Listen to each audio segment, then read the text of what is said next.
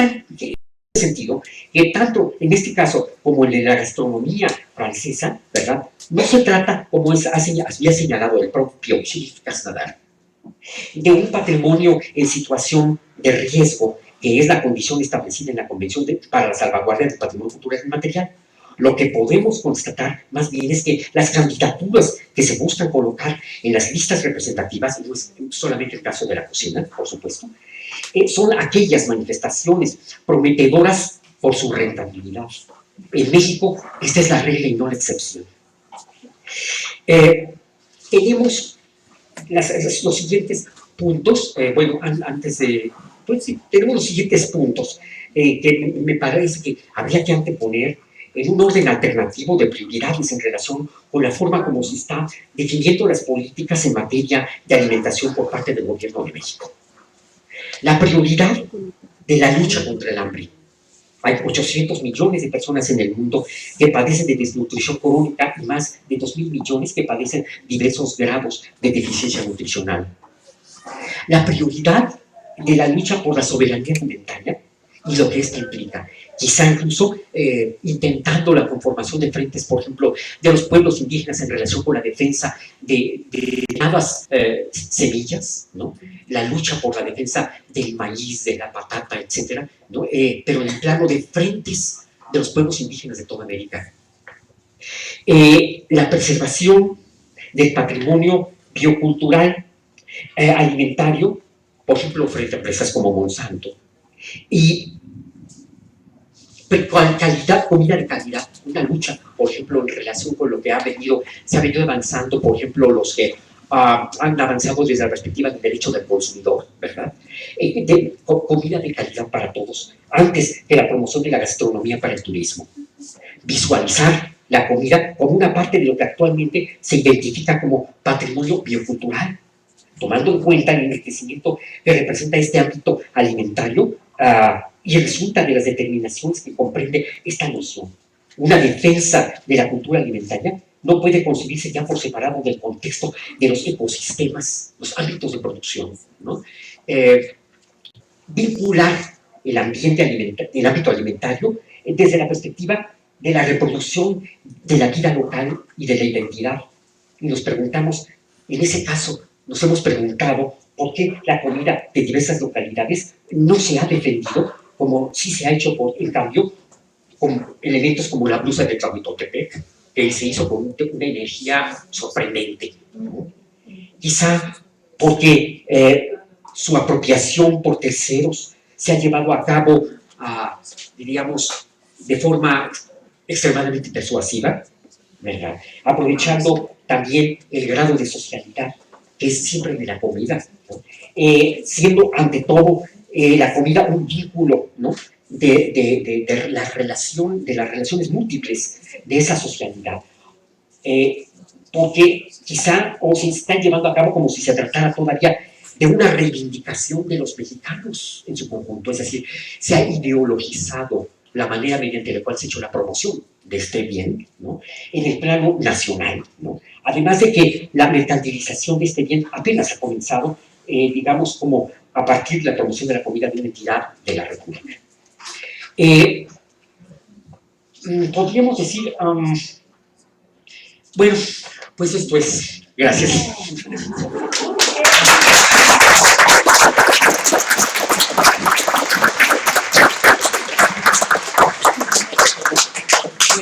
Muchísimas gracias, bueno, a los cuatro panelistas que creo que abrieron un gran panorama de temas y observaciones y propuestas y demás.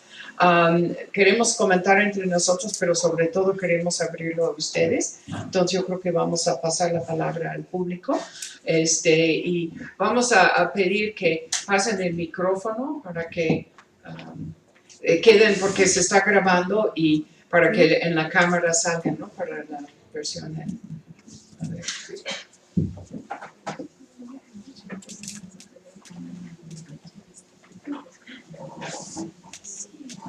Buenas tardes, maestros.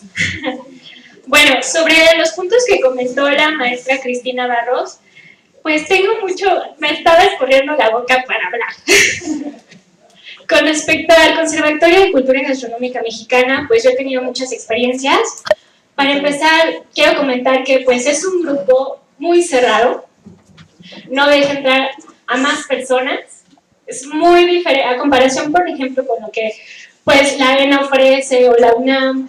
Puedes indagar, puedes preguntar, puedes acercarte a los maestros, pero pues en el conservatorio yo no encontré eso, ¿no? Y justamente, pues con el Foro Mundial de Gastronomía Mexicana, que fui el año pasado, en noviembre, pues nos encontramos con muchas sorpresas. Uno era que, me parece, la edición pasada fue sobre chiles. Bueno, pues entré a una conferencia y hablaban sobre la producción de chiles en México, pero había una persona que creo que venía del gobierno y justamente tenía datos de la producción de chile de 1994, diciendo que el chile, que la producción de chile había aumentado, cuando, obvio, a mí me gusta investigar, yo leo, yo sé que la producción de chile, la mayor parte está en China y también en Chile, ¿no? En el país Chile. Otro punto importante es que en el área de alimentos, donde estaban las cocineras tradicionales, de hecho hasta mi novio lo comentó, que él, que parecían como personas, bueno, no, como objetos de museo. ¡Qué bonita! ¡Ay, mira, señora Juanita! ¡Ay, hágame una gordita de frijol!, ¿no? Entonces, pues, ¿qué le han hecho? Le han hecho demasiada popularidad. Entonces yo veía a los chamacos que estaban estudiando gastronomía en muchas escuelas emocionados, ¿no? Pero realmente les estaban metiendo en la cabeza la idea de globalización, la idea del mercado, ¿no? También cuando la señora Gloria, y que se puso, ¿verdad? Que se puso ay, no recuerdo. Fue lo de la marca País, que se nombró marca País y que hablaron de la gastronomía mexicana, que sí salió en la televisión del brazo de Peña Nieto. Pues yo me puse a estudiar, o sea, leí los acuerdos en que habían quedado, pero en ningún momento se le dio una importancia al campo. O sea, para mí el campo es fundamental para poder, pues dar buenos motivos hacia la gastronomía mexicana, hacia la cocina, hacia sus cocineras, es respetar eso, ¿no? Respetar su biodiversidad. Y por otra parte, con respecto a las empresas gastronómicas, al aumento del turismo, pero yo me voy a referir más hacia las empresas gastronómicas. Para empezar, yo soy licenciada en Administración de Empresas Gastronómicas. Mi carrera fue 100% administrativa, neoliberal. En ningún momento vi o me enseñaron en el plan estratégico de una empresa de alimentos y bebidas que era pues una parte de responsabilidad social y con el ambiente.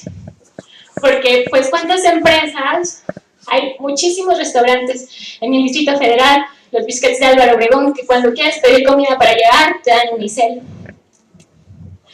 Entonces, pues es una conclusión a la que he llegado, a la que he estado pues meditando mucho, reflexionando sobre eso, porque pues yo como pequeña empresaria, yo quiero tomar mi parte de responsabilidad social, pero pues no todos lo ven así. Ahorita, justo con la gastronomía mexicana, vemos a muchos chavitos, la gastronomía mexicana, pero no se dan cuenta que también desde atrás tenemos historia, ¿no? Que eso es también lo importante. Bueno, pues creo que ya.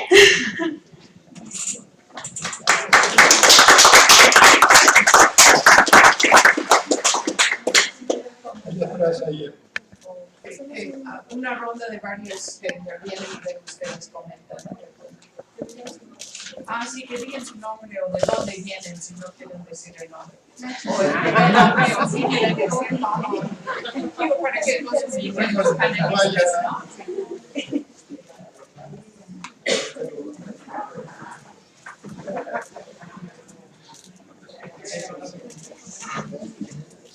Sí. Hola, me llamo Vinik Shire. Estoy estudiando aquí en el Amado de la ENA. Me parece muy enriquecedor. Y tengo unos comentarios. Algunas cosas estoy en desacuerdo un poco. Básicamente de acuerdo. Pero, pues empiezo diciendo que muchas gracias por la exposición a todos ustedes. Y que creo que nosotros todos como estudiantes pues tenemos grandes expositores de los que podemos aprender mucho. Ustedes tienen sus columnas en la jornada, que si existe gastronomía, literatura, que si todavía existe literatura gastronómica, me parece que es aquella que leemos ahí en la jornada, que me parece de ese estilo literario antiguo como el de Alfonso Reyes, y que me parece súper enriquecedor para nosotros los estudiantes de todos ustedes, y les recomiendo a todos que chequen las jornadas, no, sin pan, no solo pan, y Tecate, que son las que conozco muy bien. Sí, y bueno, yo creo que mi actividad principal es la lengua, escribo, pero aún así yo creo que la comida, a diferencia de lo que decía Yuriria, que la lengua y la comida, yo creo que la comida fue el primer acto cultural que tuvo el hombre. Antes de que hiciéramos aún lengua, antes de que escribiéramos, de que hiciéramos todo, nos sentamos alrededor del fuego y comimos. Y ahí alrededor del fuego con nuestra familia utilizamos los ingredientes que teníamos a la mano y empezamos a conocer toda esa... Pues yo pensaría y diría que eso ya es gastronomía, esa unión con nuestra familia, y ahí empieza la gastronomía. Y estoy en desacuerdo un poquito con que cualquier medida que pretenda salvaguardar lleva en su seno la esencia de su destrucción. Yo conocí a un señor colombiano que se decía cultivador, y él decía que él pretendía salvaguardar, pero creo que él no llevaba en su esencia la destrucción, porque él lo hacía desde un origen como cultivador. Creo que de ahí, entonces se rompería, sería la excepción, ¿no? Cuando un propio cultivador, un propio campesino desarrolla su propia, no, en ese caso no se diría salvaguardar, sino desarrollo propio. Y entonces él decía, no, pues yo voy a ocupar las herramientas del neoliberalismo y voy a vender y voy a ir con las personas a que me compren, y yo si no siembro, entonces no voy a seguir conservando mis semillas. ¿Qué cosa de mandarlas allá a un lugar en Noruega para que ahí se conserven todas las semillas? No, yo tengo que sembrarlas para continuar mi cultura. Entonces, yo creo que desde ahí, del origen de los campesinos, vendría la salvaguarda, que no sería salvaguarda, sino desarrollo. Y, pues sí, creo que este modelito de las organizaciones no gubernamentales se repite por todos lados. Yo estoy muy metido en el mezcal, y las organizaciones certificadoras de mezcal son asociaciones civiles que definitivamente no velan por los intereses de los campesinos, ni tequileros en Amatitán, ni mezcaleros en todo el territorio mexicano. Entonces, pues este modelito se repite, ¿no? Y también del gobierno, de que yo le digo gobierno de la República, SADCB, porque pues es eso lo que fundamenta todo este modelo. Y yo propondría, no sé qué piensan ustedes, que tienen muchísimo más experiencia, que se formaran organizaciones comunitarias en los pueblos, que por ejemplo que fueran las certificadoras y las que conservaran todo este patrimonio, pero que fueran comunitarias, públicas, y no organizaciones civiles que ni siquiera, que están totalmente aparte de las comunidades, y que precisamente patrimonializan eso para sacar ventaja de ello. Entonces, pues yo propondría que se formaran esto desde la comunidad, y que la propia comunidad, que conoce sus productos mejor que cualquier otra persona, pues que ellos dijeran que está bien. No sé qué tan bien estaría eso. Y tenía otra propuesta que también... ¿cuál es el punto clave que tendríamos que conocer como ciudadanos, como público, como investigadores, promover para conservar y desarrollar toda esta cultura? Serían como el patrimonio, el territorio, la cultura, la identidad de México mismo, porque yo creo que pues, o la pérdida de identidad de México más bien, y pues son esas cosas que quiero comentar y preguntar. Gracias.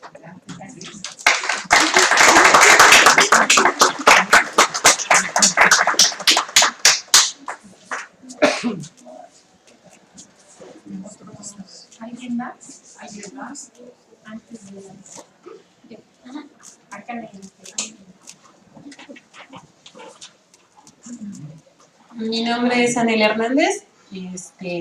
Primero, gracias. Estuvo bastante fuerte toda la información que nos dieron. Sobre todo porque en la universidad normalmente te ponen en prueba el conservatorio.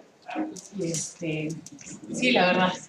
Y es como la información, cuando tratas de buscar la información acerca de cómo es que el proceso que se ha llevado para la patrimonialidad de la cocina mexicana, pues te encuentras con muchas cuestionantes y vacíos totales.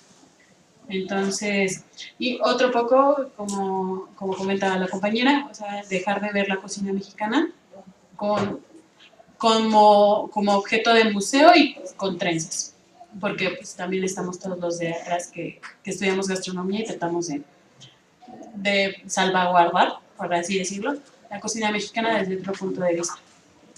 Para empezar, mi primera pregunta, hablando un poco de transparencia y de que de verdad no he encontrado nada, me gustaría para usted, Cristina Barros, saber dónde podría conseguir la primera propuesta, y me informé algo por ahí de que trató del maíz, estoy en lo correcto. Y también otro poco que estaba leyendo acerca de una publicación que hizo la UNAM, en donde decía que fue bastante criticada esa propuesta en base a que el maíz no solo se da en México, fuera como su principal, que no solo se da en México, y que cómo pretendíamos,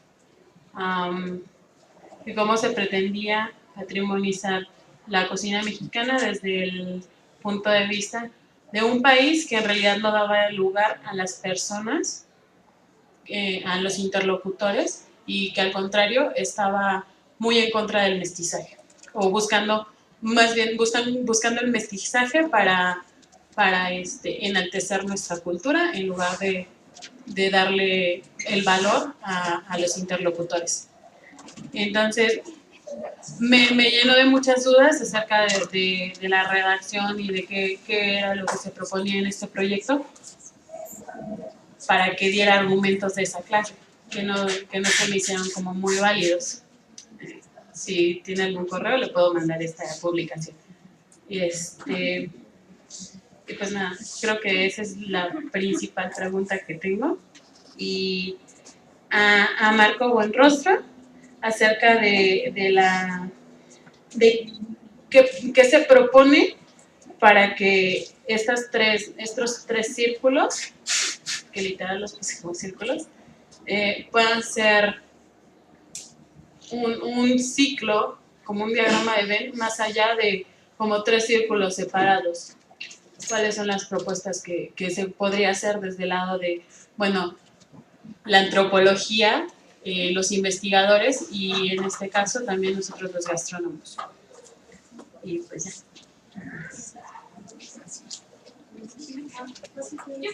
¿Puedes comentarle algo de compañera? Como parte de tu intervención, sí, claro. Y luego dejamos que comenten y luego volvemos al público, ¿no? Para que se siga la discusión.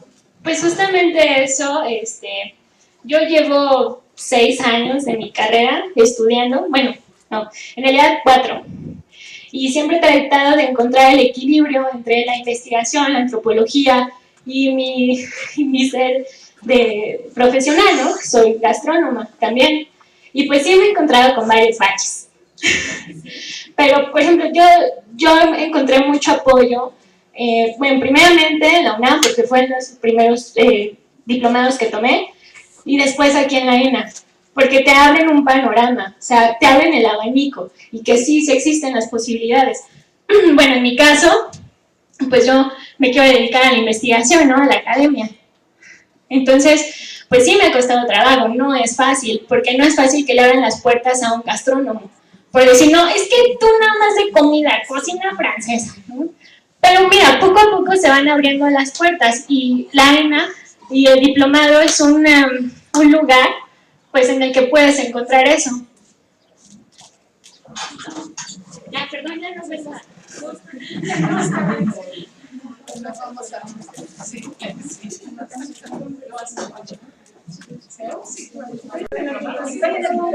Sí, ahorita está. Tenemos planes de más cosas.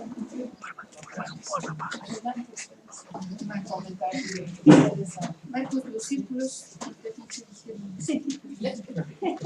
Bueno, el diagrama de Venn es muy claro, hay una parte de contacto. Lo que pasa es que los intereses no podemos asimilarlos todos en un círculo porque son irreconciliables, ¿no? O sea, el diagrama lo trazas ahí y te da una hélice en el centro en donde te estás conectando con los otros dos círculos, pero es muy difícil, ¿no? O sea, en el primer caso, si tú no consideras, si tú eres estudiante, por ejemplo, del otro, ya te separaste. Tú eres parte o estudias al otro. Nunca ha venido un cocinero indígena a preguntarte, oye, ¿y tú cómo cocinas en tu casa? Tú lo haces porque tienes la educación occidental. Y es de lo que hablabas. Mientras tú tengas esa visión occidental, está muy difícil que tú te aproximes a considerarte el otro, ¿verdad? O ser parte del otro. Y hablabas, por ejemplo, de mestizaje. Yo creo que esta palabra es una inducción del poderoso, del dominante, ¿no? Un mestizo es nada, nadie, es mitad, ni chicha ni limonada, diría, ¿no? Mientras tú no asumas una posición, y a mí no me importa que quieras volverte lo que sea, yo estudio japonés, y porque estudio japonés no soy mestizo con japonés, ¿no? Nuestra cocina está formada desde la época de las grandes culturas mesoamericanas, completamente formada y definida. Vienen productos de fuera. Nosotros nos apropiamos de esos productos y les damos un carácter propio y todavía los desarrollamos de tal manera que son irreconocibles muchas veces a sus lugares de origen, ¿no? O sea, el señor del ajonjolí, los que domesticaron el ajonjolí, no se imaginarían un ajonjolí encima de un mole, ¿no? Y no porque le agregues ajonjolí, el mole es un platillo mestizo, ni porque le agregues lo que le agregues. Tiene origen antes de la invasión y se ha apropiado, ha tenido la capacidad. No todo lo que se propuso o trató de imponer permanece. Y esto es muy claro y hay que tenerlo en cuenta. Y hay que definirse. Yo no voy a estudiar al otro, voy a estudiar mi cocina, voy a analizarme a mí mismo, voy a ser parte de esas cosas. Cuando tú encuestas al otro y usas herramientas del dominante, el otro lo percibe. O sea, yo no te puedo engañar, te puedo mentir y tú por cortesía me vas a decir que sí, pero al final de cuentas dices, esto es un mentiroso, es un charlatán. Yo propongo y digo cosas muy enfáticas, pero si no hay el proceso de insumirlas, procesarlas y apropiarlas o desecharlas, no hay aprendizaje, no hay comunicación, no hay relación, ¿no? Yo hablo muy enfáticamente y soy muy drástico, pero mi interés es, bueno, comunicarme con las personas y que ellos procesen lo que yo estoy diciendo. No sé si he contestado a tu pregunta, ¿no? Sí. No, esa duda, yo quiero que no quede la duda ahí. Pues sí, en realidad sí, viéndonos que pues no se puede, no sé, si bien están juntos, como lo decía, en una convivencia ordenada, el diálogo real entre los tres círculos no es como viable y pues que el estudio que se debiera hacer sería desde el círculo en el que te identificas, desarrollarlo completamente y después idealmente sería compartirlo con los otros dos círculos. Participar con los otros dos círculos en el área de contacto. Habrá áreas en donde no puedas. O sea, sería imposible. O sea, no, yo no estoy contra que la gente gane de su capacitación, ¿no? O sea, no está mal ganar, si tú has estudiado gastronomía, poner un pequeño restaurante o un gran restaurante y ganar de ese restaurante. Lo que está mal es falsificar lo que estás haciendo. Decir que es cocina mexicana, cuando estás haciendo una propuesta, ¿no? En la cultura hay continuidad, cambio y moda. No hay que confundir moda con tradición, ¿no? Entonces, sí hay que aceptar la moda, sí hay que bienvenirla, pero es el tiempo y la comunidad la que le van a dar peso, le van a dar tradición a ese proceso, ¿no? Mientras eso no suceda, pues estarás en el campo de la moda, ¿no? Y bienvenida a la moda y todo lo que quieras. O sea, por ahí han muerto moles con flor de Jamaica y otra serie de cosas, ¿no? Etcétera, etcétera. Entonces, solo la comunidad, cuando lo apropie, tú vas a ser parte de esa. Y en la cocina tradicional, desde mi punto de vista, en la cultura mal llamada popular, en nuestra cultura, ¿no? Que es otra forma de dominio, llamarle arte culto, arte popular y arte primitivo, para que no te sientas tan mal. Sí, yo soy de la mitad, ¿no? Yo soy del ya mero llego. Hay esta situación, ¿no? Y si nosotros no lo razonamos, no lo tenemos de vista, pues nos va a llevar la parte de la moda, ¿no? Gracias. A ti.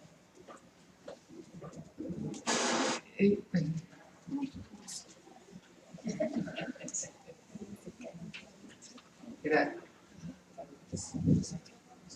Bueno, es fácil encontrar el expediente. Ponle nada más ahí en Google pueblo de maíz y ya te lleva al texto.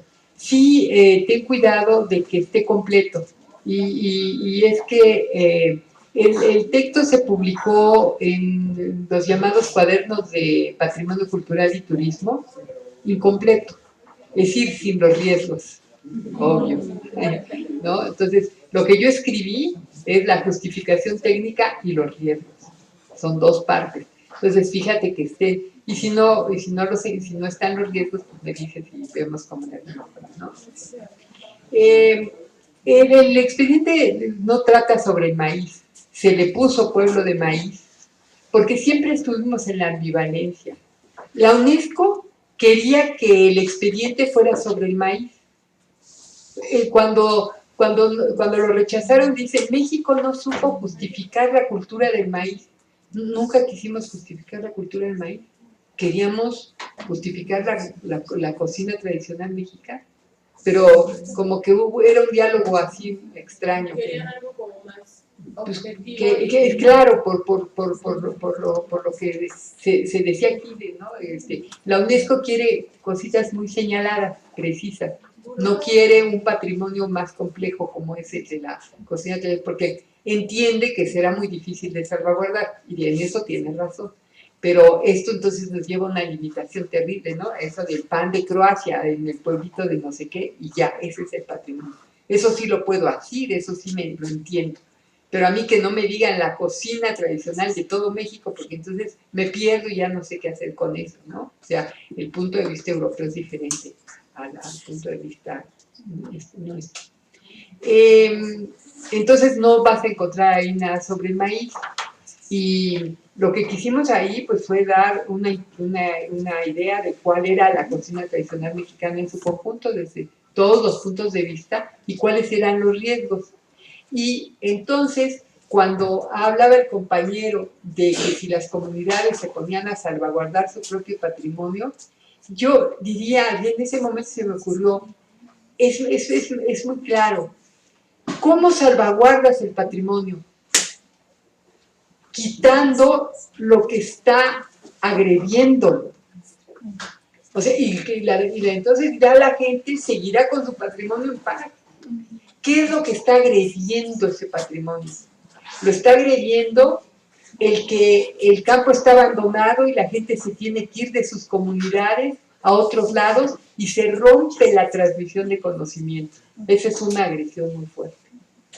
Otra agresión es que se está destruyendo la naturaleza a pasos agigantados y los insumos que tú tenías a la mano ya no están o están muy lejos. Y entonces destruyes con eso el patrimonio. Cuando tú llegas a Mansalva, en México se destruye un estado del tamaño de Tlaxcala al año. Yo creo que ya vamos en más, porque de verdad es aterrador.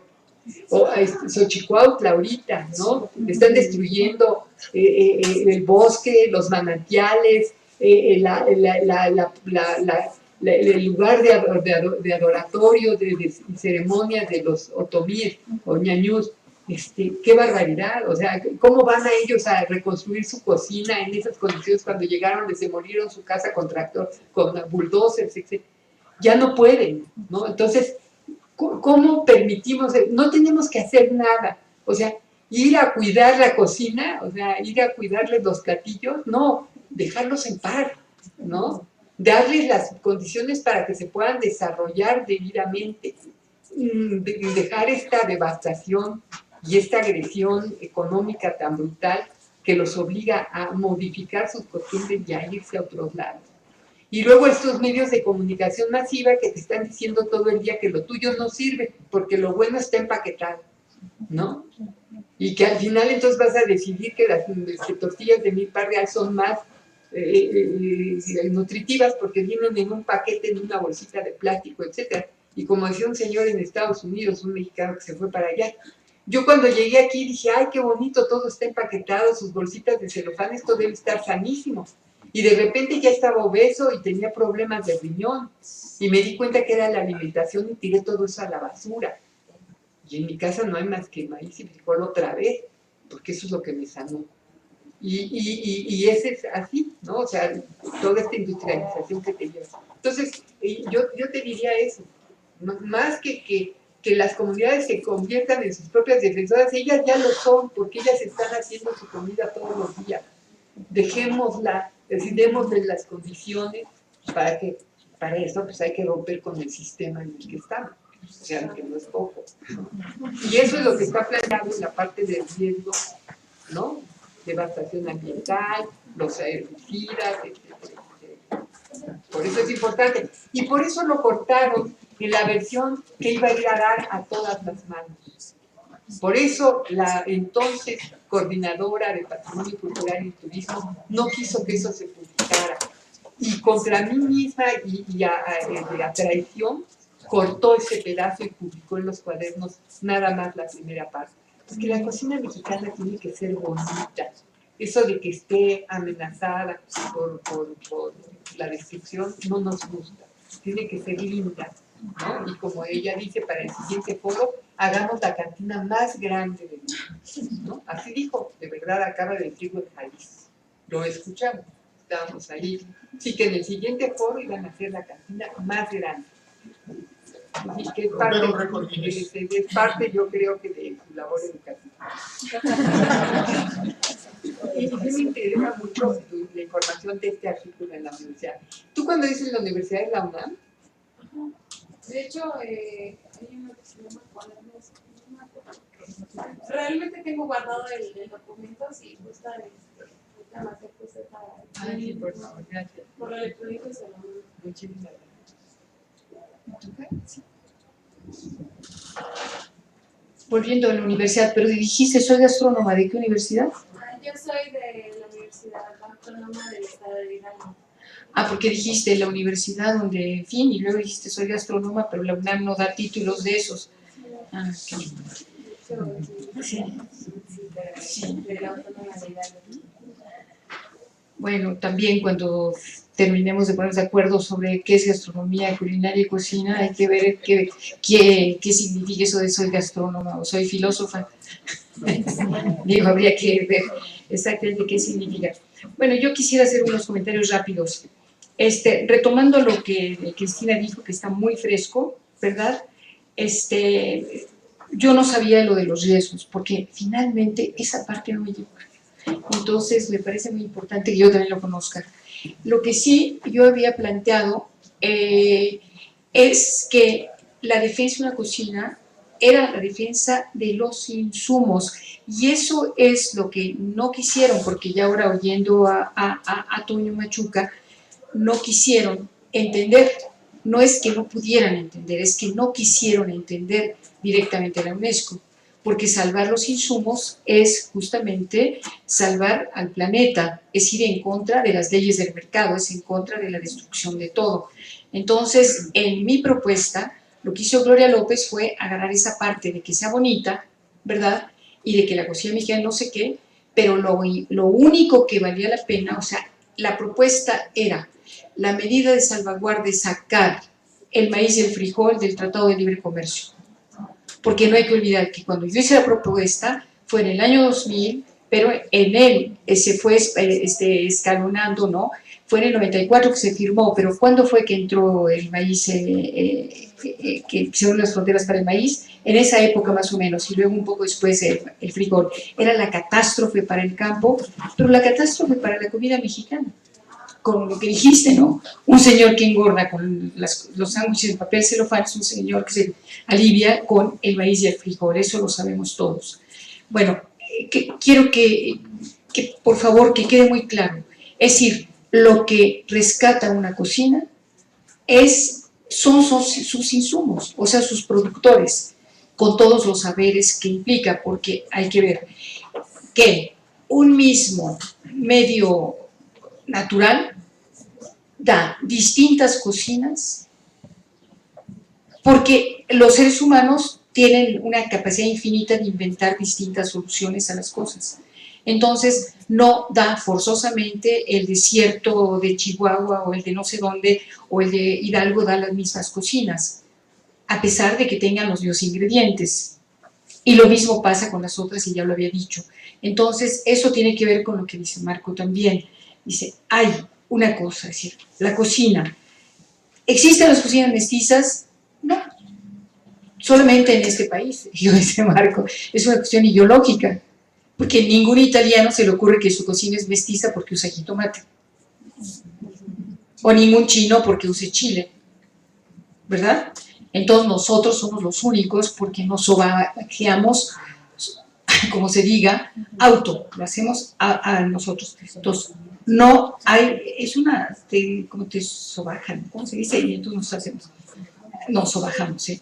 Entonces, dice Marco, sí, la cocina es continuidad, cambio y moda. Fenomenal, me encantó, porque es cierto, es continuidad y es cambio, siempre está cambiando. En toda cocina se integran nuevos ingredientes, y eso me conecta con el compañero que está ahí atrás, que no estaba de acuerdo con una cosa que dije y que, bueno, me voy a permitir decirle cómo lo veo. Los mercados han existido siempre, el intercambio entre todos los pueblos han existido siempre.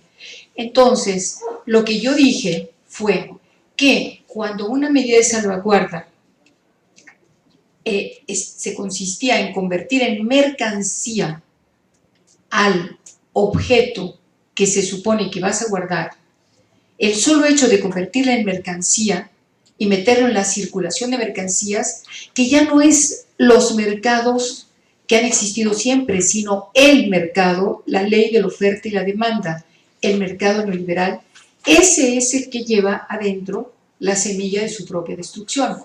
Entonces, el ejemplo que pusiste estaba dentro de la lógica de los mercados que siempre han existido, cultivan para intercambiar un bien por otro bien, sea con el intermediario, que es el dinero, sea por medio del trueque, como tú quieras. Allí no hay destrucción del bien, pero en el otro, cuando lo conviertes en mercancía y lo echas a la circulación, sí lo destruyes, ¿no? Eso es lo que quería decir. Y cuando decías que me pareció muy bonito y muy romántico, ¿no? Las familias se reunían alrededor del fuego para comer. Antes que hablar, es imposible. Piénsalo bien. Tú tienes primero, las primeras poblaciones se alimentaron en grupo. El paso digamos, de los bonobos o los chimpancés que están ahí a lo humano es en grupo. Los grupos se comunican, los individuos de un grupo se comunican. Bueno, hasta la fecha tú ves que todos los grupos se comunican con cierto tipo de ruidos o señales, ¿verdad?, para distintas cosas. Bueno, los seres humanos inventaron ciertos sonidos, significados para decir, eso se come, y cómo se agarra, y cómo se limpia, O sea, el lenguaje y la comida, es decir, la transformación, eso van juntos. O sea, es decir, son absolutamente inseparables. No puedes decir que uno estuvo antes que el otro, tienen que venir absolutamente juntos. Si uno se pone como tú a imaginarse cómo fue en aquellos tiempos, yo no me los imagino sentados sin hablar, ¿verdad? Y nada más quería decir una cosa acerca del asunto de las cocineras como objetos de museos, que eso lo hemos visto en varias personas acerca de eso. Yo creo que hace falta que se denuncie de manera más fuerte en sus escuelas donde ustedes estudian gastronomía.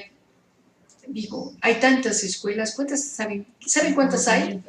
9,000. Sí, claro. En la República Mexicana hay 9,000 escuelas de gastronomía, entre comillas, donde salen gastrónomos, entre comillas también, perdónenme, es que no se sale de eso. Uno aprende a cocinar, pero puede aprender la historia de la alimentación, aprender un montón de dónde están los productos. O sea, puede uno salir hecho un sabio de una escuela que te enseñe todo. Pero les voy a decir una cosa, yo di clases en una de esas escuelas y ¿saben cómo les enseñaban a limpiar? Porque tenían gente que les lavaba los platos y las cazuelas, pero luego les enseñaban, ¿y saben cómo les enseñaban? Porque los papás, como pagan 7,000 pesos o 9,000 o 10,000 por ir, como sus hijitos e hijitas van a tener que lavar sartenes, entonces les ponen gente que se los lave. Igual el mismo esquema que en casa. Bueno, y luego, ¿cómo les enseñaban a limpiar en la clase de limpiar un sartén? Decía la directora, es que me tiran los sartenes a la basura. Dice, ¿y por qué? Dice, es que como no los pueden lavar, los tiran. ¿Y por qué no los pueden lavar? Dice, no, es que el examen se pone a quemar cebolla en el sartén, que tiene, como todos saben, azúcar. Y digo, pero es de locura. Y si tú cómo harías, pues les enseñaría a no quemar cebolla ni nada en el sartén, a que no digo, ¿ven? Es decir, está mal pensado. Por favor, no idealicen eso, porque el camino directo es hacia los foros, hacia la discriminación, hacia eso que se llama mestizaje, hacia ese no poderse poner en el lado, hacia ese no juntar los círculos en el centro y no poder efectivamente identificarse con el otro. Aparte de eso, lo que yo creo es que yo sería incapaz de reconocer un patrimonio cultural si no hago un trabajo de campo exhaustivo donde les pregunte a todos y cada uno de los miembros si ellos consideran que tienen un patrimonio, en qué consiste y cómo lo reconocen. Y que al mismo tiempo dijeran si sus vecinos tienen un patrimonio parecido o en qué se diferencia. O sea, ir de adentro hacia afuera para reconocer un patrimonio y no de afuera hacia adentro. Eso creo yo.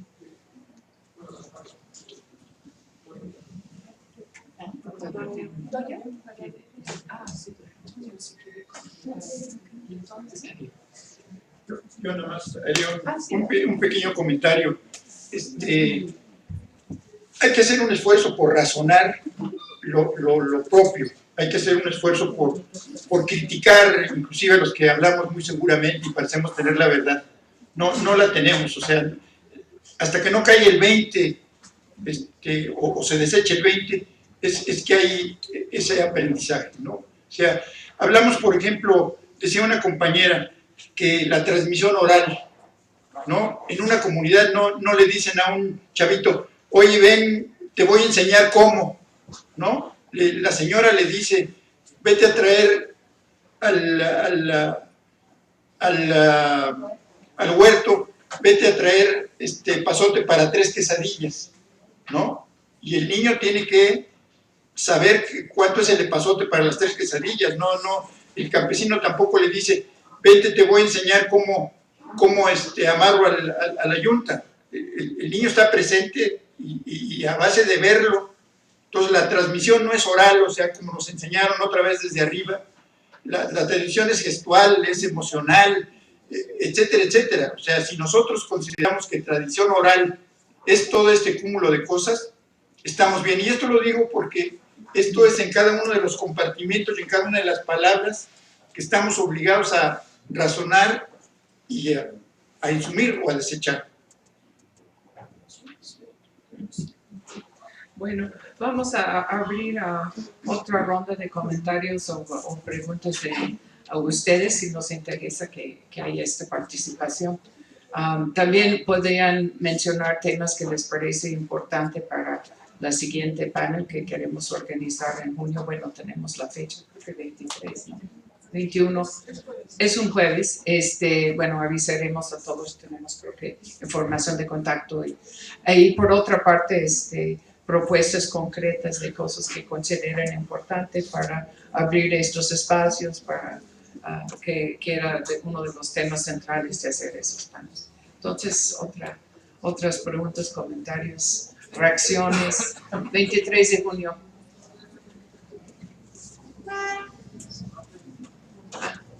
Miriam, sí necesitan el micrófono.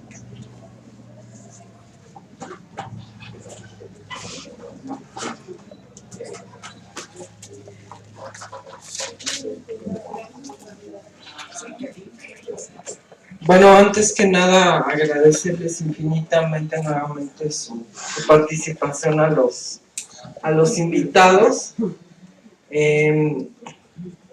Me quedó muy grabada una frase que dijo Yuridia, que como que ya estamos cansados, los que estamos un poco más de 50 años, pero no tenemos que cansarnos. Y lo interesante y lo padre que yo siento de esta reunión es que efectivamente hay muchos jóvenes. Entonces ellos son los que están escuchando esta información que a lo mejor nosotros ya vivimos un montón de toparnos con la pared, de estar viviendo un momento político, económico, histórico, nacional muy complicado ahorita y que parece que todo está mal y que no tiene remedio.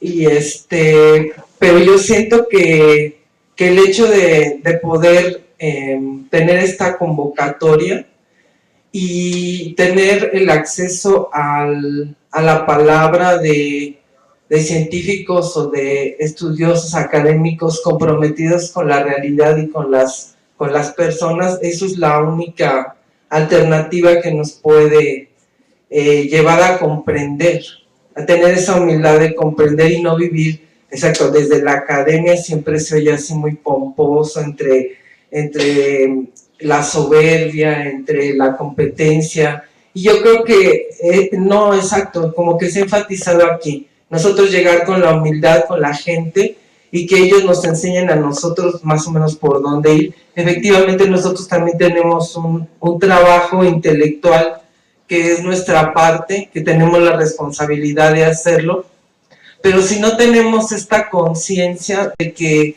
de alguna forma tenemos que ser activistas, transmisores y estar acompañados, que somos distintos actores que nos tenemos que unir, pues esto no va a marchar para nada, ¿no? Entonces, siento que ese es el, digamos, el valor fundamental que yo le encuentro a este tipo de reunión, ¿no? Porque sí, efectivamente, yo hay días que me levanto y digo, ya estamos cansados, ¿no? Es increíble que tantos años, digo, yo he ido a tantas marchas, he estado en tantos plantones y he hecho tantas cosas en mi ya larga vida, y veo unas encuestas que hablan, que bueno, no hay que creerle tanto a las encuestas, que el 7 de cada 10 mexicanos, si no le ha tocado un ataque de la delincuencia organizada, pues no le importan los desaparecidos ni le importan los derechos humanos. Entonces 7 de cada 10, y bueno, hay que estarse entonces muriendo de hambre para que nos importe esto. Entonces yo creo que estos foros son importantes, y cuando eres antropólogo y haces campo y tienes este contacto directo, me gustó lo que dijo Yuridia, que exacto, cuando vas con la gente, cuando estás con ella, cuando hablas con ellos, es cuando te sensibilizas y dices, esto es lo importante, es lo que esta persona quiere que se conserve o que se mantenga o que siga. Y el que diga que ya lo sabe, está mintiendo efectivamente, porque tendría que haber un ejército de etnógrafos haciendo trabajo de campo para poder decir realmente qué es lo que quieren los pueblos conservar y promover, ¿no? Y el papel de nosotros, exacto, es difundirlo a las nuevas generaciones, porque se nos dicen muchas cosas y efectivamente las instancias de poder son tan sutiles. Eso lo discutimos mucho en el diplomado, que creemos que hacemos lo que queremos, pero estamos atravesados por una cantidad de informaciones falaces y de manipulaciones que por lo menos tenemos que decirlo, ¿no? Para que se escuche y acompañar a esta gente en la medida de lo que se pueda, porque somos nosotros mismos, ¿no? No somos distintos. Bueno, eso era lo que quería decir, muy sentimentalmente. Gracias. Creo que había otra intervención por ahí. ¿Hay alguien más? Hola, a mí me interesaría como que me dieran una recomendación de cómo desde esta conciencia ampliarla desde la medicina tradicional mexicana, ¿no? Porque hablamos de la comida, pero nos duele la cabeza y inmediatamente vamos a la tiendita o vamos al doctor, ¿no? Teniendo manzanilla, orégano, ¿no? En nuestras cocinas. ¿Cómo lo podemos juntar?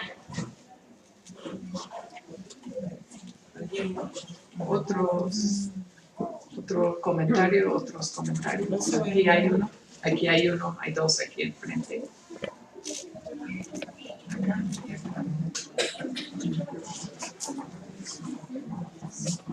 Gracias.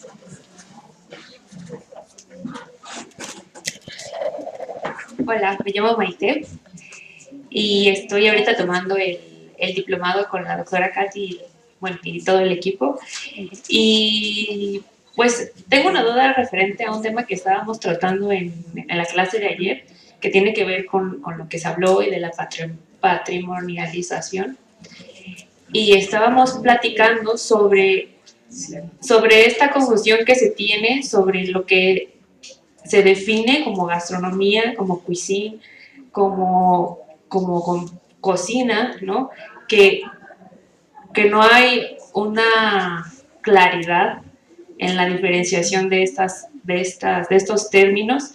Y sobre la una de las definiciones que nos dio la doctora fue que cuando la alimentación se convierte en un bien patrimonial, se convierte en gastronomía, ¿no? Se patrimonializa. Entonces nos llevó a la reflexión de dónde viene este impulso de patrimonializar algo. Y pues bueno, me gustaría escuchar sus opiniones. Sí, esto fue la propuesta del doctor Hernández. Perdón, Javier sí. Hernández. Javier No, Hernández. digo, yo lo planteé como propuesta de él. Sí.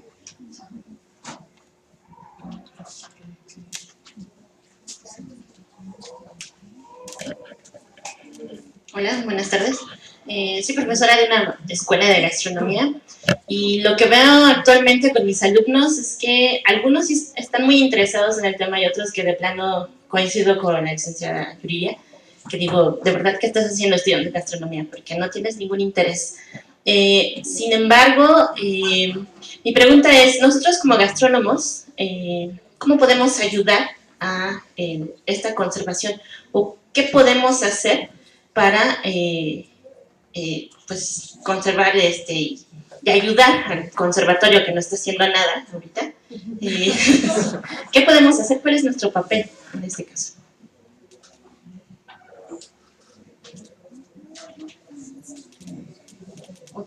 Otro pregunta, intervención.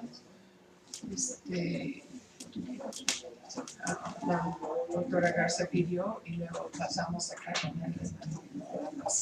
Bueno, yo quiero hacer algunas reflexiones en voz alta. Creo que hemos estado hoy en un verdadero banquete, una excelente comida de información y de propuestas muy interesantes. Creo que se ha hecho desde distintas perspectivas un análisis muy cuidadoso de las deficiencias de la declaratoria que se hizo y de los problemas del conservatorio. Se señaló, por ejemplo, por parte de Cristina, esta aberrante contradicción entre la concepción de patrimonio vivo y patrimonio inmaterial. cuando todos consideramos que estamos hablando de lo mismo. Cuando hablamos de patrimonio inmaterial, hablamos de patrimonio vivo. Es solamente, como lo dice Javier Hernández, una distinción metodológica hablar de patrimonio material e inmaterial. Es solamente para estudiarlo. Pero ningún patrimonio está despojado de su calidad material y de su calidad inmaterial. Y lo mismo sucede con un platillo, porque materialmente hay frijoles e inmaterialmente hay conocimiento para preparar esos frijoles. Entonces creo que este señalamiento que se hizo de que en la declaratoria se dice que el patrimonio inmaterial no debe ser alterado, es brutal, por decir una palabra un poco fuerte. Es brutal, porque es negar que además el patrimonio es una parte de la cultura. Y la cultura, como lo decía Marco, es cambiante, es una herencia, ¿verdad? Es un cúmulo de conocimientos, y entonces decir que el patrimonio es inmaterial, no debe ser alterado, pues entonces se nos muere. Es decir, aquello que no cambia, aquello que no se transforma, aquello que no se recibe una serie de influencias de otro tipo, y que las comunidades decidirán cuáles influencias aceptan y cuáles no les funcionan, ¿sí? Y se patrimonializa. Dice, bueno, para mí es mi gurú en cuanto a patrimonio, el doctor Hernández, que la patrimonialización de la cultura es un proceso socialmente construido por las sociedades actuales. O sea, cada comunidad patrimonializa su patrimonio, cuando esto es un proceso de lo que él llama endopatrimonialización. Creo también que lo que nos dijo Toño es verdaderamente muy, muy interesante, y que habla de esta dimensión política de la cultura, que es el proceso por el que estamos atravesando a través de las declaratorias de la UNESCO, que también es brutal que las hagan las ONGs, porque ya habla de que hay un negocio atrás de esto, y dónde está el Estado, y dónde están las responsabilidades del Estado y las responsabilidades de instituciones como el INAH. Esto nos lo señala Toño con mucha precisión, y lo estamos viendo no solamente en las declaratorias de la UNESCO, sino en las denominaciones de origen, en las marcas colectivas. Es decir, tenemos un compromiso muy, muy fuerte que tiene que ver con lo que acaba de decir Miriam, muy acertadamente, de ser activos denunciantes y también activos investigadores que acompañemos a las comunidades en el respeto, en la defensa de su patrimonio biocultural. Yo nada más quería agregar esto porque me parece de veras que esta mesa ha sido extraordinariamente rica y nos ha dejado sobre la mesa no sobras, nos ha dejado unos grandes ingredientes para seguir reflexionando. Gracias.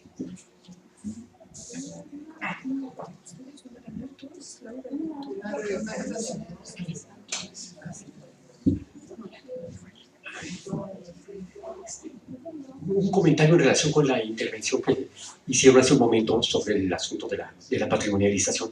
Hay como que un efecto que se produce cuando al principio yo mencionaba la obra de Baudelaire que conoce bien, ¿verdad?, Yuridia, porque en este planteamiento se habla mucho sobre la manera de la cual los pueblos llegan a otorgar de una condición y de una calidad especial a determinados bienes. Por ejemplo, puede ser la vía de la fetichización, ¿no?, una de ellas.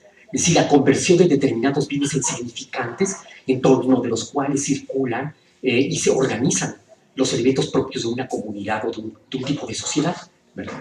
Y son elementos sobresalientes que además condensan un conjunto de elementos que como decía Lévi-Strauss, son los soportes de determinadas codificaciones, por ejemplo, los tótems, ¿no?, en determinadas bajo determinadas funciones. La función juega aquí un papel muy importante. Pero nos encontramos con una especie de adjudicación de cualidades especiales a determinados bienes en otro contexto como el del que estamos hablando ahora, y entonces se confiere a determinados bienes de una calidad especial, pero que se ubica en un contexto de mercado o de un contexto de prestigio. Generalmente el Estado es el que interviene prioritariamente cuando se trata de un contexto para el otorgamiento del prestigio de un bien o incluso de sujetos, ¿no? Es decir, si un obispo que se convierte en papa, ¿verdad?, que es ungido como papa, ya tiene hasta otro nombre, ¿verdad? Es la misma persona, pero es otra, está revestida de una nueva condición. Eso es lo que vendría a ser la patrimonialización en cierto contexto, pero lo que tendríamos que ver más en detalle es si las patrimonializaciones que se dan a través de los organismos internacionales y los gobiernos, ¿no? Vamos a decir como que están confiriendo una nueva forma de sacralización. Hemos utilizado el término en algunos trabajos, el término de sacralización profana. Es decir, los procesos mediante los cuales, como sucede, por ejemplo, en el medio de los monumentos del nacionalismo, ¿no?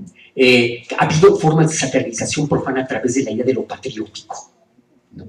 Incluso de lo patriótico simbolizado en función de la disposición hasta de morir, ¿verdad?, por un lábaro patrio.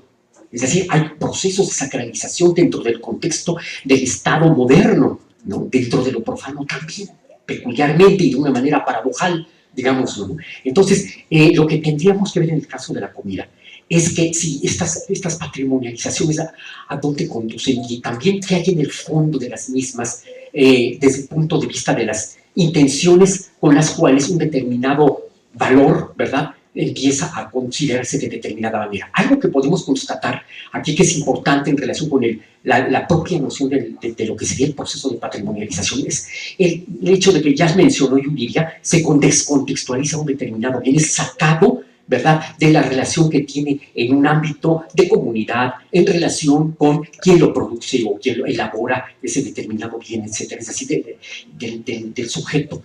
Esa desarticulación o esa descontextualización viene a ser una parte claramente identificable de esto. Otra podríamos verla, por ejemplo, en el proceso de especialización. Lo hemos visto con respecto de algunas propuestas de patrimonio cultural en el caso de España, por ejemplo en Sevilla, cuando se habla de la producción de artesanías, ciertas artesanías. Entonces, en algunos de los trabajos en donde se promueve la importancia de las artesanías de determinada región, empieza a hablarse, por ejemplo, de los procesos de producción de estas determinadas artesanías, de los momentos, de los ingredientes y materias primas, etc. Es decir, empieza a haber un proceso de descomposición del bien desde la perspectiva de lo que es su producción, y a veces es para mostrarlo al turismo, ¿no?, o para dar cuenta de lo que podría convertirse en un proceso de fabricación sobre algún bien de tipo preindustrial, ¿no? Es decir, la especialización en el manejo o la manipulación de los bienes que han sido proclamados podría formar parte de esos procesos de conversión, ¿verdad?, de los bienes tomando distancia de sus condiciones originales. Yo a riesgo de que digan, voy a hacer que suelte el micrófono, un poco hablar de que la enfermedad es obviamente falta de salud y esto tiene que ver con la comida, ¿no? O sea, se habla de que hay alimentos nutracéuticos, que querría decir alimentos que ayudan a mantener la salud o ayudan a curar, y nuestra comida, nuestra cocina está llena de estos elementos, o sea, elementos como el epazote, como el papaloquelite, etcétera, etcétera, tienen una razón de ser en la cocina. No, yo digo que en las expresiones de la cultura llamada popular no hay nada inocente, todo tiene una razón de ser, inclusive esto que llamamos magia, que parece una nebulosa, ya tiene una razón de ser.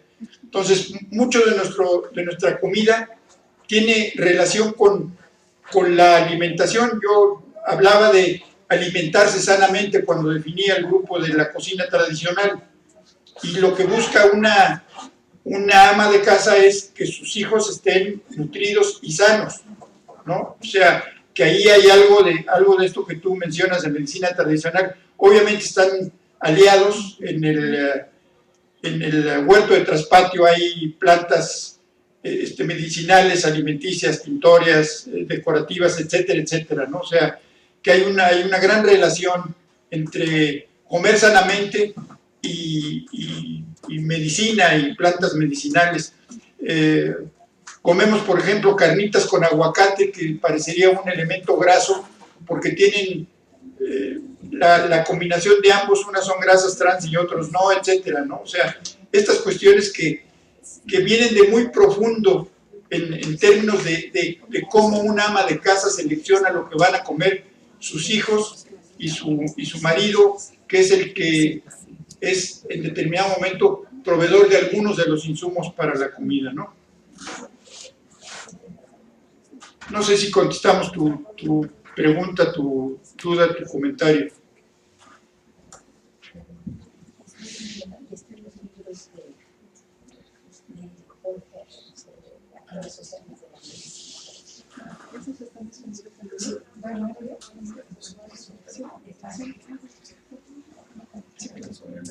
Bueno, nomás agregando algo a lo que acaba de decir Marco, y para los que están en el diplomado pensando de las discusiones de ayer, este concepto de fuerza o energía vital que mencionamos, que es parte de la propuesta de un modelo mesoamericano, las plantas son fundamentales, la tierra, las plantas, y entonces la idea desde la percepción de las culturas mesoamericanas es que las plantas, y ahí nosotros distinguimos medicinal de lo que es de alimento, pero realmente es una distinción de nosotros, pero para ellos es esa búsqueda de bienestar en general, que puede ser curativa o de mantener, pero la idea es que todas estas plantas tienen estas propiedades y diferentes tipos de propiedades que se transmiten como parte de la comida.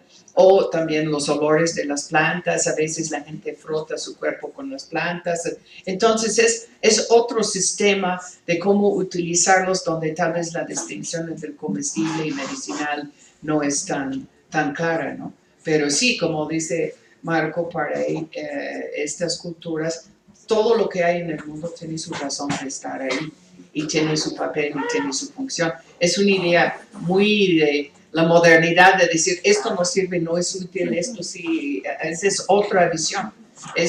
Todo tiene su lugar y su papel, ¿no? Entonces es como muy buena observación como el punto de partida. Bueno, voy a pasar la palabra. Bueno, muy brevemente, igual me sumo al agradecimiento a los invitados del día de hoy, que siempre que nos encontramos es motivo de gusto y además fuente de aprendizaje. O sea, esta cuestión que Marco nos comenta, que también había mencionado en las jornadas de reflexión en Escamex del año pasado, esta reflexión sobre cómo descolonizar la práctica académica, de cómo reflexionar, tener una autocrítica, es una tarea que seguimos tratando de llevar a cabo y que agradecemos mucho que nos lo recuerde, porque es algo de lo que carece la academia en México. Y comentarles que el INA, pues sí, tiene muchas instancias y que igual tenemos pendiente una lucha desde dentro, porque están sucediendo muchas cosas, han sucedido muchas cosas en el INA, o sea, lo vemos a lo mejor como una institución monolítica, pero adentro está formada por muchas personas, hay muchos intereses, y como trabajadores del INA sí tenemos aquí esta lucha pendiente de volver a hacer transparentes los procesos, de limpiar la forma en que se genera y se difunde el conocimiento. O sea, tenemos responsabilidades muy fuertes que tenemos que volver a asumir, tal como nos comenta la doctora Miriam Manrique, también integrante del equipo del diplomado, y son tareas que no debemos dejar de tener en cuenta. Entonces agradecemos mucho que nos las recuerden. Igual, algo que se me ocurre que podemos hacer, y pensando en lo que decía Cristina de que hay que denunciar de que hay que exigir la transparencia de la información. Algo que podríamos aportar sería hacer propiamente etnografía de todos estos eventos, de todas estas cuestiones que organiza el conservatorio, y lo hemos hecho de manera pero aislada, y estos son argumentos para explicar por qué no puede seguir llevando unas funciones que ha estado haciendo desde hace mucho tiempo. Entonces es cuestión de ver quién ha estado trabajando esto, de reunirnos, de juntar una especie de expediente que dé argumentos a una solicitud de transparencia. Y igualmente hay que estar pensando en los principios éticos que tenemos como trabajadores de la cultura, que tenemos como investigadores. Hay que seguir insistiendo, no nada más en cómo investigamos, sino en la formación de recursos humanos, porque muchos de los que estamos en el INA damos clases o estamos en proyectos de difusión como es el diplomado. Entonces es en estos espacios donde podemos generar inquietudes y generar preguntas y dar algunas ideas a los jóvenes, que ellos son los que realmente van a sacar adelante esta situación. Y nosotros seremos, como bien lo decía Miriam, acompañantes de este proceso, lo apoyaremos en todo lo que podamos, pero no somos ni debemos ser los actores centrales, ¿no? O sea, no es nuestro papel, somos apoyo, acompañamiento. Y un punto que tiene que ver con esto también es el cuidado que tenemos que tener con los conceptos, y aquí está lo que nos decía Marco y lo que comentaba también Yuriria sobre el concepto de gastronomía. Este concepto merece una discusión seria y tenemos que ver cómo abrir un espacio para empezarla, ¿no?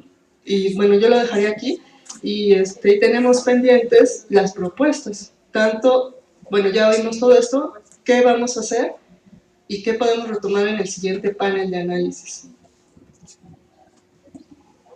Yo pedí nada más un segundo. Me gustaría mucho preguntarles algo, está ligado con todo lo que dijimos, pero preguntarle a todo el mundo. Si el patrimonio cultural y material se definió como patrimonio vivo, ¿ustedes cuáles creen que sería la medida de salvaguarda para salvaguardarlo?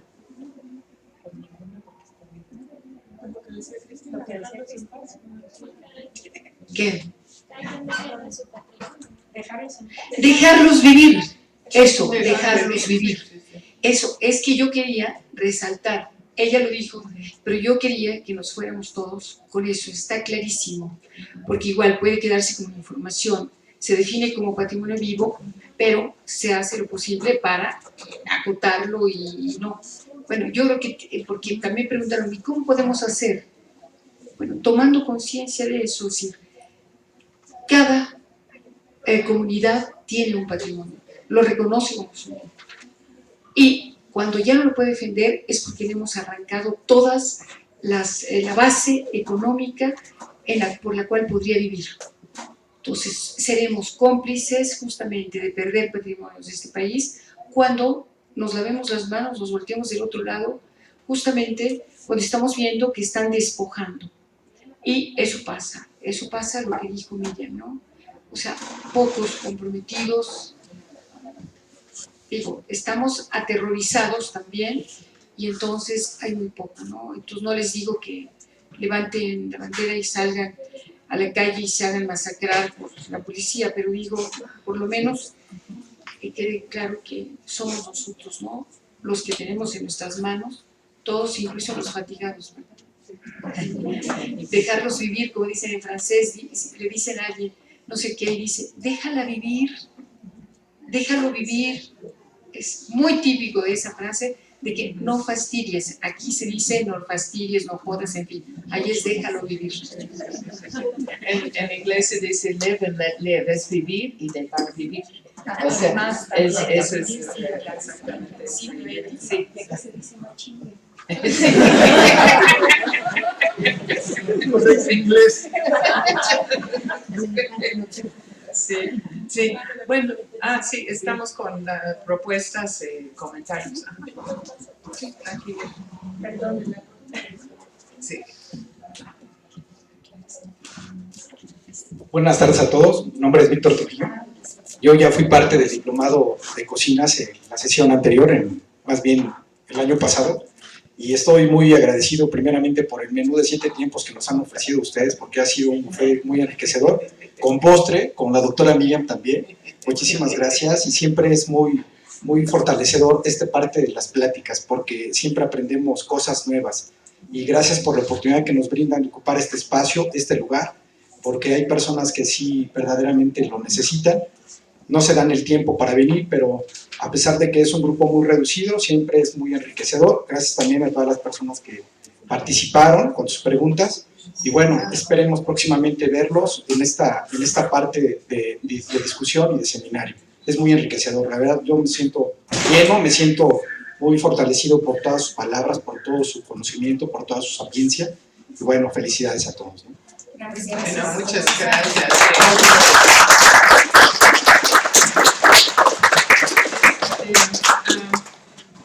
Queríamos comentar que la primera versión de la propuesta de declaratoria está en la página de Facebook del diplomado, ¿no?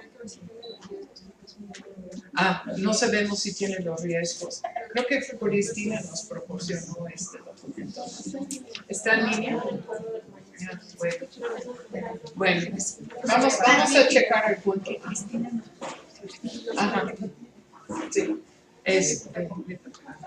Los vieron muy pronto, o sea, son muy Ajá. pero hay que checar. Hay que checar. Porque sin eso no tiene sentido. Como decía Sí. antes, ¿no? Para que no se me está haciendo, ¿para qué, no? Sí. Pues no es Bueno, estamos en eso de las propuestas. Vamos a entre nosotros también comentar esto. Yo nada más quería mencionar algunos que salieron muchas posibilidades de la mesa, pero unos muy específicos. Pues que ya se dijo que cómo salvaguardar el patrimonio, pues quitar lo que lo está arriesgando, o sea, dejar vivir, ¿no? Dejar que siga, que se desarrolle. Había otra cosa que me pareció muy importante, la idea de que salvar la cocina es salvar los insumos y bueno, los procesos productivos y todo.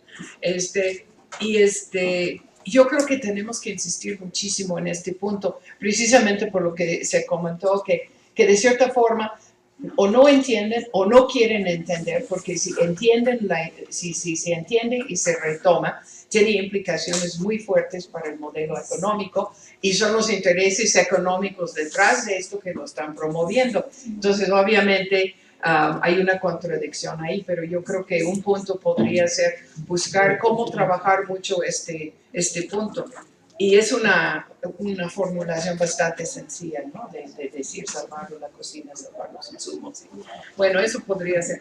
Había otro de denunciar de manera mucho más explícita ciertos tipos de prácticas y esto sería para mí eso de la descolonización, que va también con la propuesta de que pues usamos el vocabulario y los conceptos de la gente que creó toda esta extraordinaria riqueza.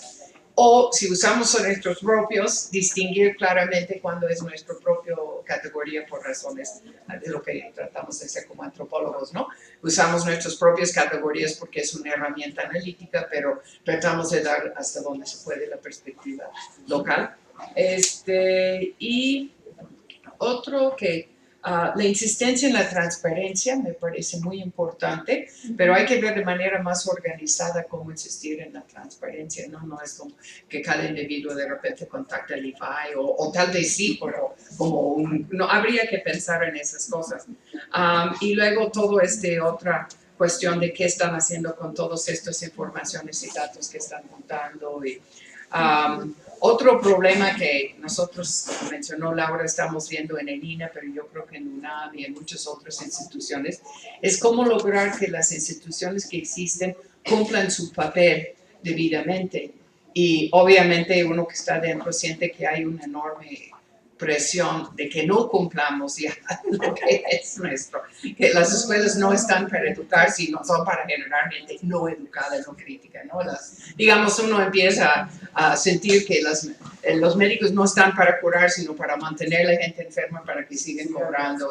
O sea, como que uno empieza a sentir que ese como surrealismo de que no están por ciertas condiciones y circunstancias cumpliendo sus funciones, pero hay que pensar cómo logramos que hagan ese papel, porque sí son papeles importantes y si no lo hacemos o no lo hacen las instituciones, entonces son grupos como de la iniciativa privada o ciertos grupos de interés más reducidos que van a llenar este vacío. Bueno, otros comentarios de la mesa o propuestas de la... Bueno, yo... sí. Con micrófono, sí, para que quede claro.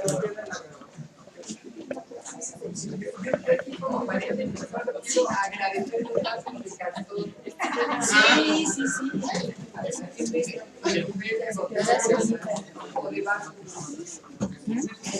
Bueno, yo hace rato comentaba dos propuestas que en un grupo de mezcaleros estamos trabajando.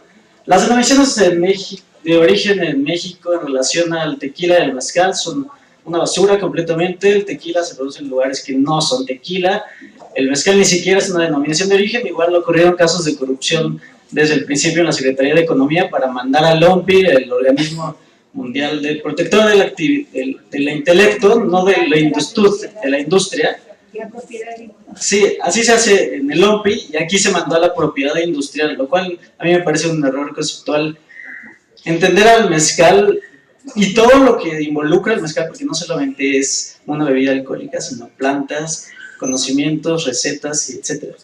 Entonces, se propone aquí en un grupo crear, para tratar de proteger eso y para justamente que los demás no nos metamos ahí, no nos metamos nuestras narices en algo que no conocemos ni entendemos completamente, grupos, en vez de que existan organismos certificadores, que son asociaciones civiles de gente urbana que no conoce las comunidades, que va a imponer normas que son totalmente ilegítimas en un sentido comunitario. Entonces se propone organismos certificadores que sean de la comunidad, organismos públicos, que ellos mismos verifiquen su producto y certifiquen como lo hacen ya, a través del sabor, del no comprar mezcal. Si un mezcal está malo, una señora no lo compra en el mercado y no lo vende.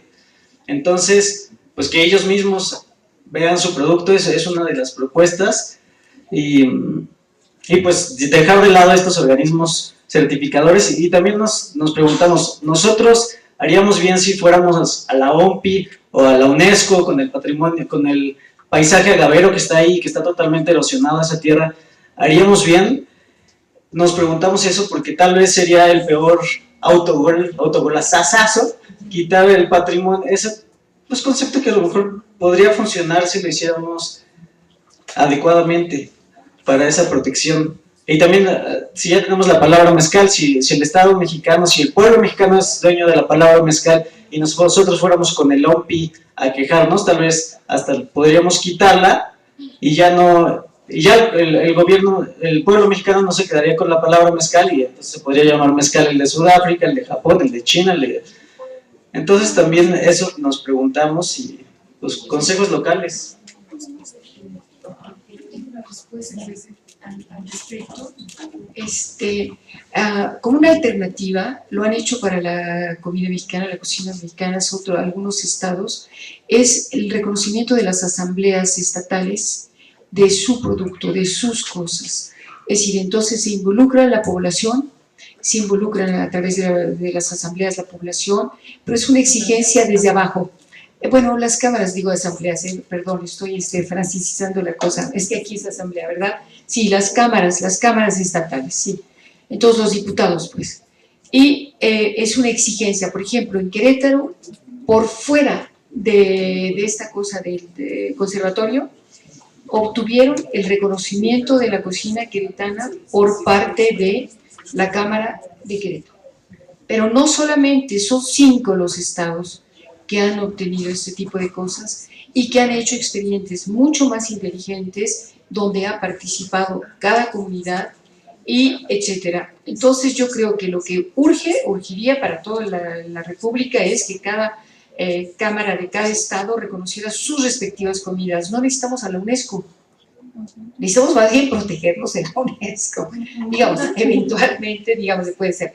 Pero lo que tú estás proponiendo es súper importante, porque yo he conocido gente que cuenta unas mentiras acerca del mezcal. Yo tuve ahí mi trabajo de campo en la Sierra Norte de Juárez y me acuerdo que en cada sepelio había que tomar el mezcal, porque lo hacían ahí mismo, las piñas las quemaban y todo, y yo conozco un poquito, pero vienen visitas y dicen unas barbaridades la gente que está presentando gamas de mezcales. Entonces, hacer difusión y que las instituciones educativas de los estados que tienen plantíos de ágaves se comprometan a salvar, porque hay que salvar, antes que nada hay que salvar las plantas. Ahora, el camino es a través del mezcal, ok, pero hay que salvar, ¿verdad? Es una idea, no sé, de verdad, a lo mejor alguien tiene otra. Bueno, el asunto de los monocultivos. ¿Tú quieres decir algo al respecto? No, porque ustedes también la propuesta, ¿no? La propuesta, lo que nos Sí, ahora. Bueno, como propuesta que tratemos de crear una red de todos los que estudian la cocina mexicana y que estamos dispersos, como decíamos al principio, y estamos cada quien trabajando en su trinchera, y si creamos esa red, pues podríamos intercambiar y podríamos fortalecer nuestros propios puntos de vista, ¿no? Había otro que salió de ustedes, público, que se me olvidó mencionar, que, bueno, la pregunta era qué pueden hacer los gastrónomos o los que estudian gastronomía o lo que lo queremos llamar, para ayudar en este proceso. Yo creo que sería cosa de que se organiza la gente en ese medio y que nosotros que trabajamos desde otras perspectivas en diálogo con ustedes buscamos la manera, porque yo no conozco todos estos detalles y supongo que hay mucha variación, ¿no? De cómo están constituidas las carreras, lo que se enseña, lo que no se enseña. Nos han dicho que casi no enseñan comida mexicana, ¿no? Sino que enseñan italiana y enseñan francés, porque como que no hay un reconocimiento suficiente de que es una gran cultura culinaria la de México, ¿no? Entonces, bueno, pero yo supongo que hay muchas cosas como lo que mencionó Yuridia, ¿no? Entonces, esto puede ser como otro red donde se tiene que buscar para la gente en ese medio que sí tienen este interés, igual que los chefs y la gente que trabaja en el medio de restaurantes que sí tienen esta conciencia, a ver cómo se puede hacer como más organizadamente, ¿no? Tener más peso las propuestas de ahí. Sí. Solicita uno o dos de los jóvenes que hagan una página web, porque ninguna de nosotros puede hacer una página claro, web. Entonces, que alguien haga una página web para el encuentro entre todos los que estamos interesados. Laura sí sabe hacer esas cosas. Todo eso lo sabe. Es joven. Creo que Rosy, tenemos dos técnicas también, que Rosy y Norma, que también hacen páginas web. Solucionado.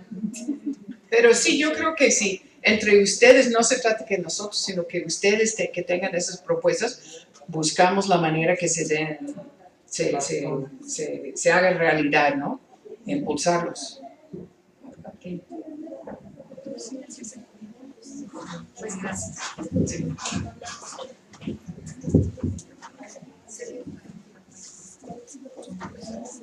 Bueno, mal formulada, bien formulada o con corrupción o sin corrupción. Ya tenemos la patrimonialidad de la cocina mexicana. ¿Qué sigue? ¿Qué papel debemos jugar ustedes, antropólogos? Nosotros como cocineros, gastrónomos y personas que nos gusta cocinar, pues, y que mediante los platillos físicos es como tratamos de preservar la cocina mexicana. Pero también sería incluir no está muy en el contexto de la ENA, pero también sería incluir a otras disciplinas, ¿no? Como es la ciencia de los alimentos, en el cual tenemos que si bien se quiere hacer esta red en la cual podamos hacer una comunicación compleja y unificar contextos. Creo que las ciencias exactas nos podrían ser de bastante ayuda para formar como todo un círculo de... ¿Me explico? Sí, bueno, ya, eso era todo. Gracias. Sí.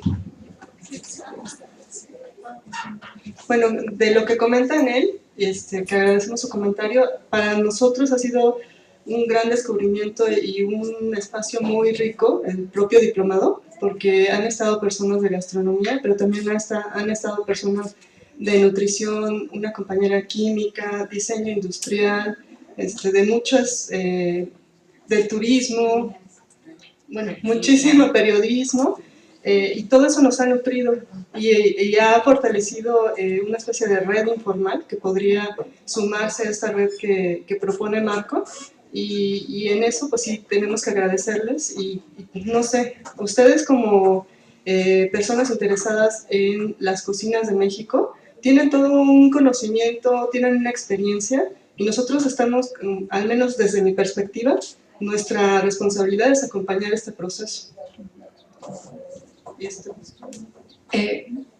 Comprar no en Walmart, comprar en los mercados, importantísimo. Hablas de cocina, eso es muy importante, ¿no? Comprar directamente. Y otra cosa, si andan viajando por la República o caminando por las calles y ven un restaurante con un logo de la UNESCO, lo arrancan.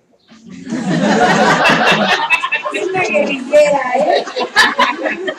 Se lo pone, se pone su logo de la UNESCO.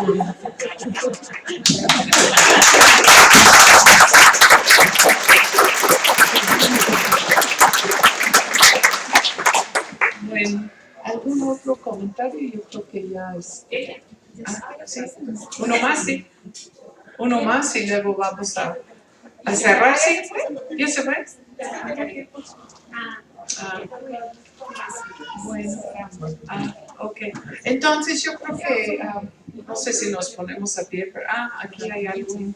Sí lo digo rápido. Bueno, me gustaría que, no sé si pudieran comentar algo de esta nueva iniciativa que entró el año pasado, de Ven a Comer, no sé qué puedan decir al respecto. Eso requiere otro panel. Sí, ¿por qué no lo ponemos como para el siguiente panel? Tema del segundo panel. Parte de los temas.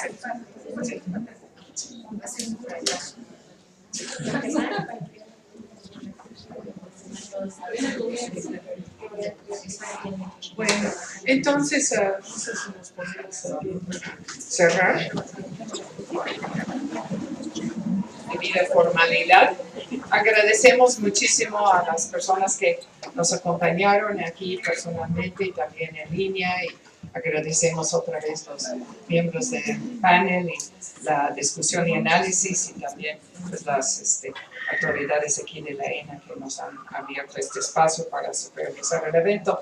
Pues siendo las 2:35, 2:30 de la tarde, vamos a considerar clausurado esta sesión del primer panel de el seminario el panel de análisis patrimonio cultural y cocinas en México, balance de la situación actual, que es parte del seminario México y sus cocinas e historias culinarias. Bueno, muchas gracias.